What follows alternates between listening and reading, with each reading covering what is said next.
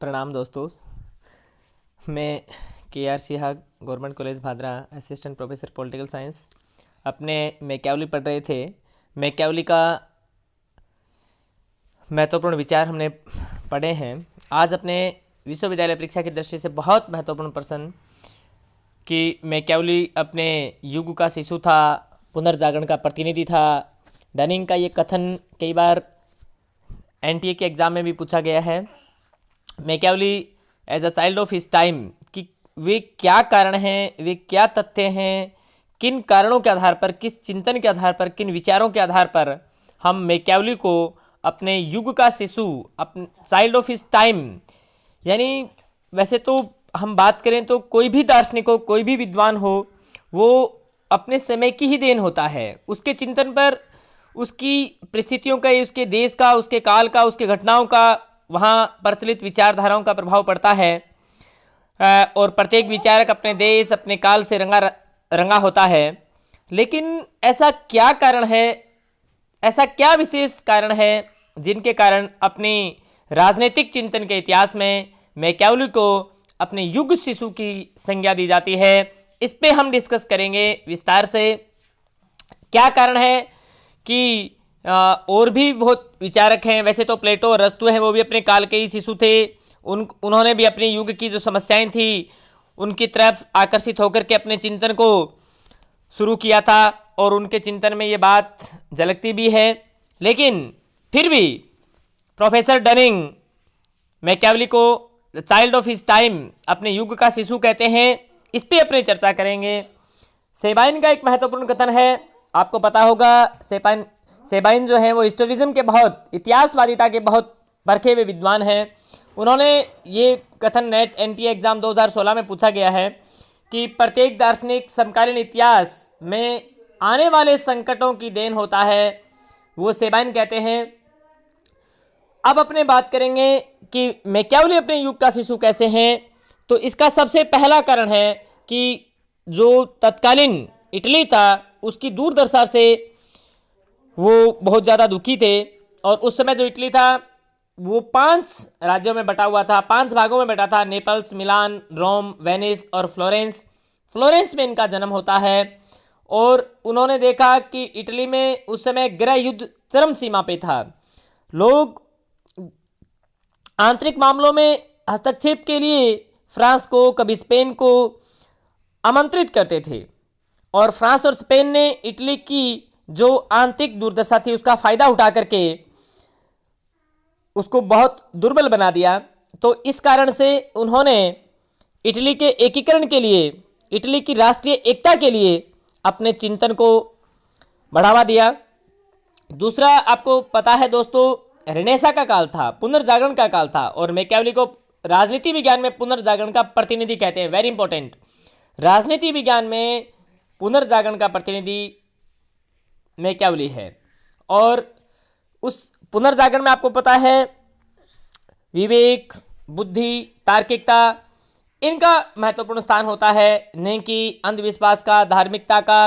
आपको पता है पुनर्जागरण के काल में धर्म और नैतिकता या चर्च या बाइबल, ये जो चीज़ें थी, इनका प्रभाव धीरे धीरे समाप्त होने लगा। परलोक के चिंतन के स्थान पर इहलोक का चिंतन बढ़ता गया। लोगों में एक नई चेतना, नई उमंग, नया जीवन, नया दृष्टिकोण, नई भावना, नवीन मूल्यों ने जन्म लिया। और जैसा कि विद्वान कहते हैं, इन सब चीज़ों से, इन तर्कवाद से, इस सांसारिक मर्यादा से मैक्यावली आकृष्ट हुआ, इसकी तरफ आकर्षित हुआ, और उन्होंने राष्ट्रीय एकता की भावना का उद्गार किया और परलोक के स्थान पर लौकिक उद्देश्यों को प्रमुख स्थान दिया। तो ये भी कारण रहा।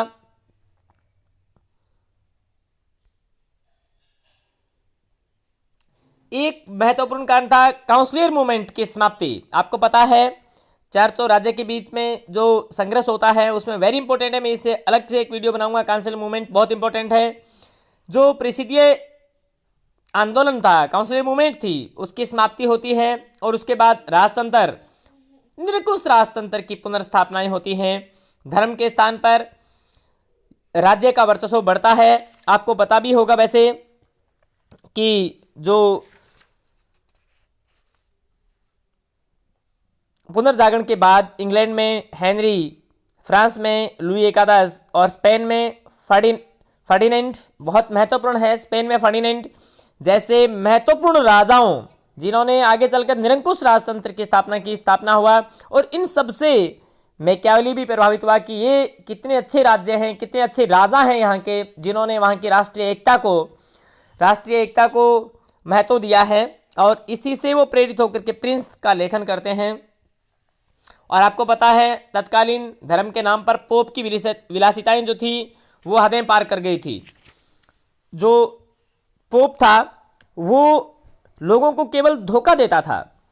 वो जैसे पोप अलेक्जेंडर था, वो क्या करता था कि लोगों को धर्म के नाम पे भटकाता था। धर्म और नैतिकता को एक ही जगह उन्होंने इस प्रकार से परिभाषित किया कि जो लोग थे वो केवल और केवल अंधविश्वासी हो गए और उसकी बेबुनियादी बातों पर विश्वास करने लगे। और आपको इसका एक उदाहरण वो देते हैं कि सेवानोरोला, एक व्यक्ति बहुत महान संत हुए हैं सेवानोरोला, जो चर्च में सुधार की मांग करते हैं। उस सेवानोरोला के विरुद्ध लोगों को भड़का करके अपने कुकर्मों को बचाने के लिए, अपने चर्च के प्रति लोगों का विश्वास और श्रद्धा बढ़ाने के लिए वो सेवानोरोला को बंदी बना लेता है और उसको जीवित जला देता है। आप देखिए, एक संत व्यक्ति को इस प्रकार से जिंदा जलाने से मैकियावेली ने अपने धर्म को, अपनी नैतिकता को तिलांजलि दे दी और नागरिकों की नैतिकता और जो राज्य की नैतिकता है उसका विभाजन कर दिया। और कहीं ना कहीं उन्होंने महसूस किया कि ऐसी अंधविश्वास से हमें छुटकारा पाना चाहिए।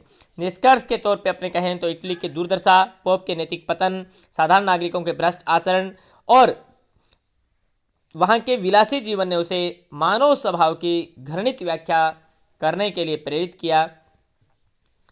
यहाँ डनिंग का एक महत्वपूर्ण कथन मैं आपको बता देता हूँ कि इटली में राष्ट्रीय एकता की स्थापना, पारलौकिक सुखों के स्थान पर लौकिक सुखों की स्थापना, लोक कल्याण के उद्देश्यों की उपलब्धि और औचित्य ने यह सिद्ध कर दिया कि मैकियावेली अपने युग का शिशु था।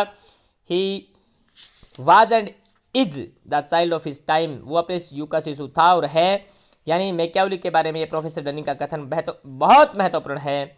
अब अपने बात करते हैं उसके राजनीतिक चिंतन में, उसका अब वर्तमान में क्या स्थान है, उसको राजनीति के चिंतन में क्या देना है, उसकी मौलिकताएं क्या हैं, उस पर हम पक्ष और विपक्ष समालोचना की बात करते हैं।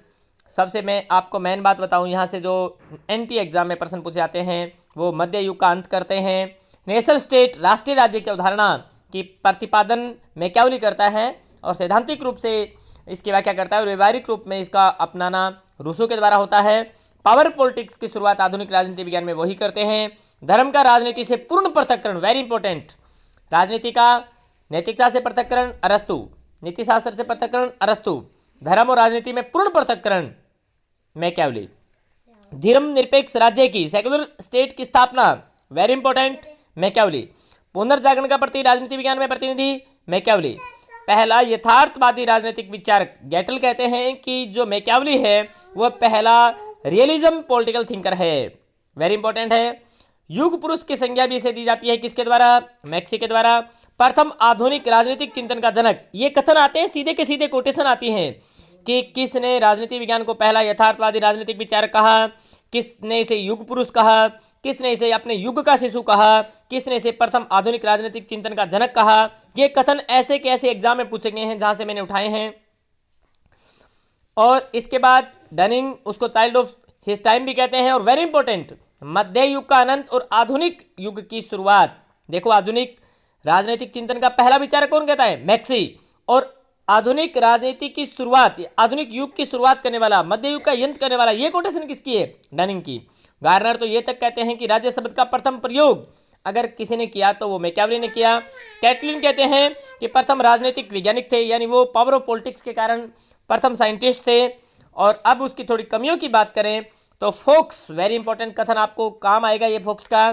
फोक्स कहते हैं जो नैतिक रूप से गलत है वो राजनीतिक रूप से कभी सही हो ही नहीं सकता, और मैकियावेली नैतिक रूप से गलत था, इसलिए उसके राजनीतिक विचारों का कोई महत्व नहीं है। उसने मानव स्वभाव के केवल घृणित स्वरूप की व्याख्या की है, एकांकी, उसके एक ही दृष्टिकोण को देखा है, उसको जानवर से तुलना करके उन्होंने राजनीति विज्ञान की गरिमा को भंग किया है।